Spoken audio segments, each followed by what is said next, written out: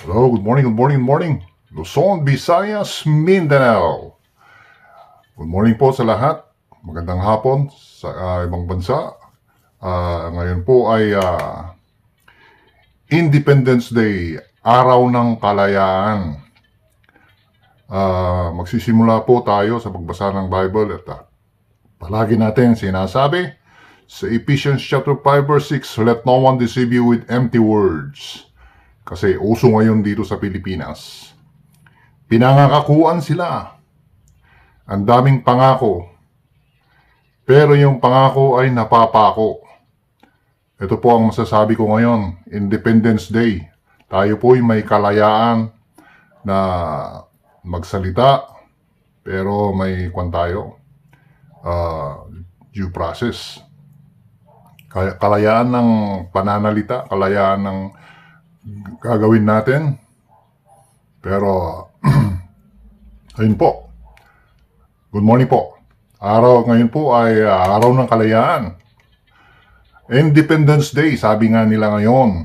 Ngayon, ang tanong ko, tanungin natin sa Malacanang, down to lowest official of the government dito sa Pilipinas.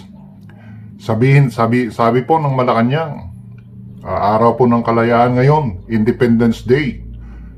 Ang masasabi ko po lang ngayon ay sabihin natin sa ating mga pamilya, sa asawa, sa mga anak-anak, na ngayon ay Independence Day, araw ng kalayaan. Pero ang tanong, may kalayaan ba ngayon dito sa Pilipinas? May kalayaan ba yung mga pag hindi ka kasama sa gobyerno, hindi mo sinasangayunan ang kapakanan political affiliation, ay may kalayaan ba? Yun po ang tinatanong natin ngayon. Kalayaan ngayon ang tinatanong, Independence Day.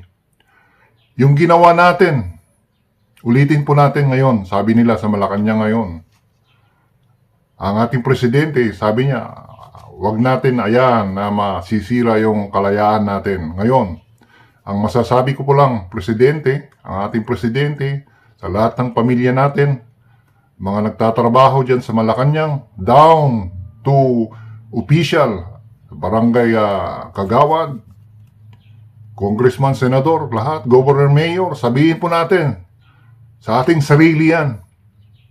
Sabihin natin sa sarili natin at inculcate natin sa ating mga puso at isipan yung kalayaan na yan.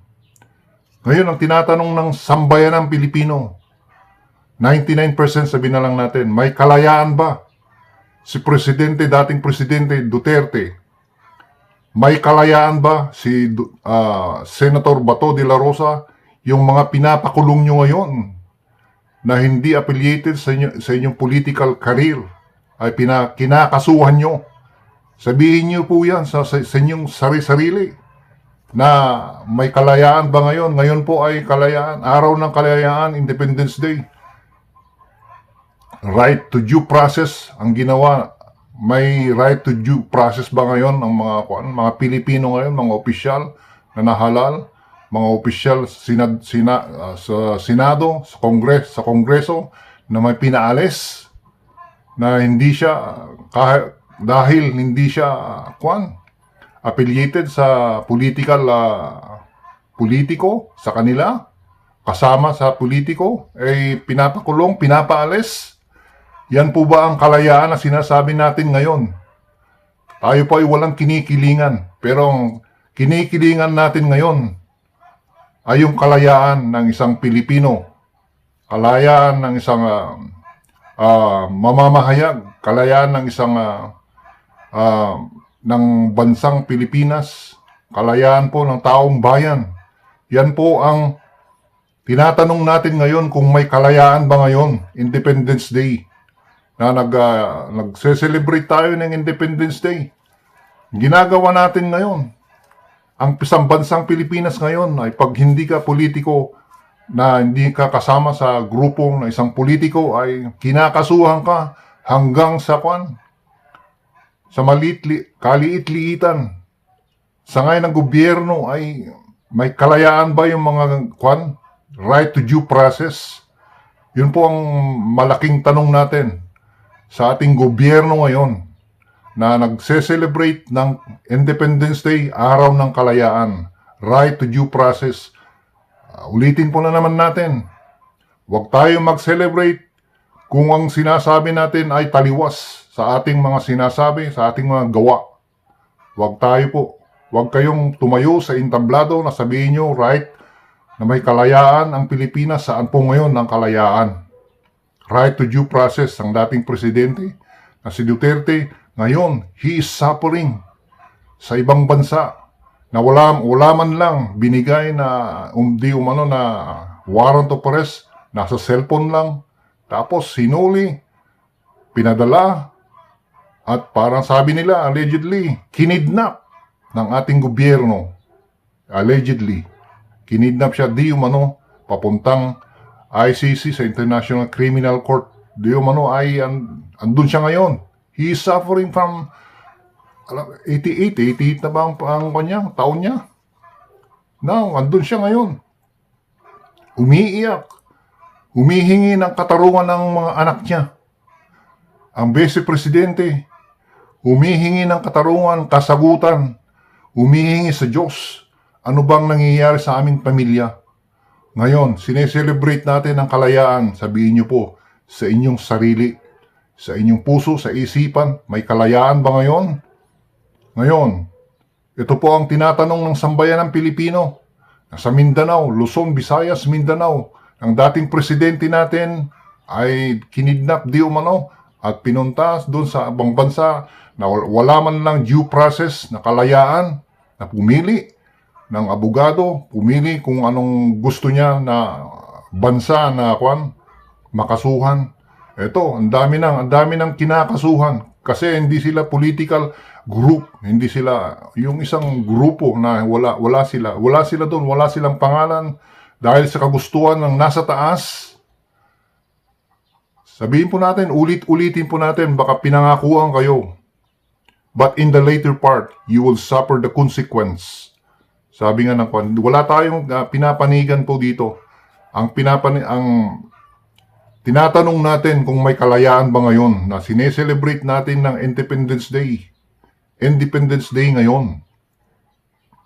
Ngayon, ito po ang katanungan ng sambayan ng Pilipino, Luzon, Visayas, Mindanao.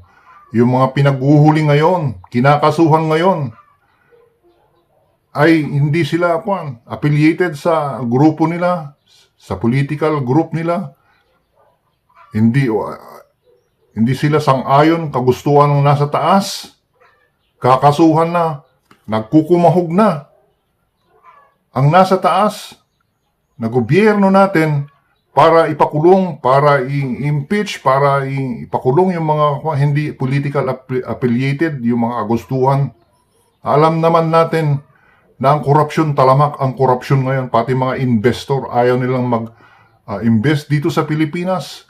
Kasi magulo ang politiko dito sa Pilipinas. Nag-aalangan para ilagak yung kanilang mga pera dito sa Pilipinas. Ngayon, ang tanong, saan ba patungo ngayon ang Pilipinas? Yun po ang malaking kasagutan ngayon ng sambayan ng Pilipino na dapat po ayusin na. Dapat po tignan yung talagang may isala at ipakulong yung talagang may kasalanan. Yun po ang ating right to due process. Sabi nga nila, kalayaan na umanap, kumuha ng abogado, kumuha ng kung saan gusto niya na Yan po, may kasalanan ka man. Dito ka sa Pilipinas ipakulong. Hindi, wag po sa ibang bansa. Yung mga kasundaluhan natin, mga nasa natin, mga AFP, mga pulis, sabi natin, we are protecting the Constitution. Ano bang Constitution na you are protecting? Samantalang yung warrant of arrest nasa ibang bansa. Isang tanong po yan. Hindi pa natin pinapawalang bahala yung mga constitution na yan na sinasabi ng ating sandataan lakas at mga kapulisan na they are protecting sa kanila yung Constitution, protect the Constitution.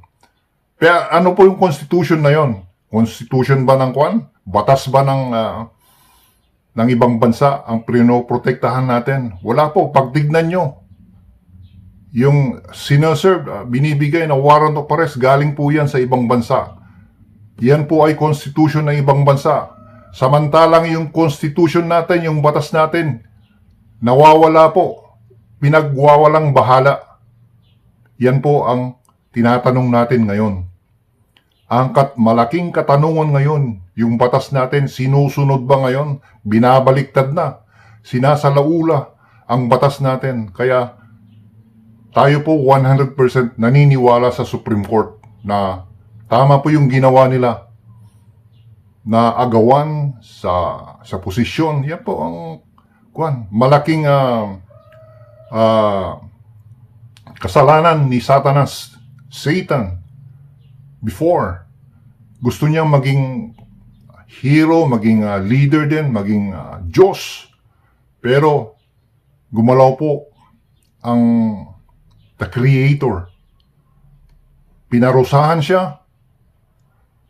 Pininta siya sa mainit na lugar, sa hell. Siya po ay pinarusahan. Ngayon, ang masasabi lang natin sa mga nasa gobyerno ngayon, sa kaaliit-liitan na nagtatrabaho sa gobyerno from top to bottom, pag yung ang leader nyo, pinangakuan kayo. Yung mga manager nyo, mga leader nyo dyan, pinangakuan kayo, surely 100%. At the later part, you will suffer the consequence. Sabi po sa Ephesians chapter 5 verse 6, let no one deceive you with empty words, but because of such thing, God's wrath will come to those who are disobedient. Disobedient sa batas ng Pilipinas, batas ng Supreme Court. Yan po. May karma po. At the later part, may karma. Yun po lamang ang sa ating opinion, ang ating opinion, sariling opinion, at sana po samahan nyo itong opinion na to, mga kababayan natin. Hindi lang ako, siguro naman daming sinasabi nila na kagustuhan nila yung katahimikan ng gobyerno ngayon na political persecution porque hindi mo gusto yung plano ng gobyerno ngayon ay pinapakulong ka. Pag ayaw mo, pag taliwas, sino naman ang maniniwala sa'yo pag mali na nga, pinipilit mo. Wag po nating ipilit yung mali. Kasi you will suffer the consequence. Sa mga kababayan natin, na wag po natin ipagwalang bahala yung salita ng Diyos. Kasi if you will follow the leadership of satanic evil plan, at the later part, you will suffer the consequence, sabi nga ng Diyos sa Ephesians chapter 5 verse 6, karma. Yun po lamang ang masasabi natin. Happy Independence Day ngayon. Araw ng kalayaan ngayon. Good morning and God bless sa ating mga kababayan natin sa Pilipinas. Araw po ng kalayaan. Happy Independence Day. Mag-celebrate tayo yung talagang nagse-celebrate ng Independence Day ay yung mga taong naniniwala sa Diyos at naniniwala sa batas ng Supreme Court, sa batas ng Pilipinas. Salamat po. God bless to everybody. Happy Independence Day.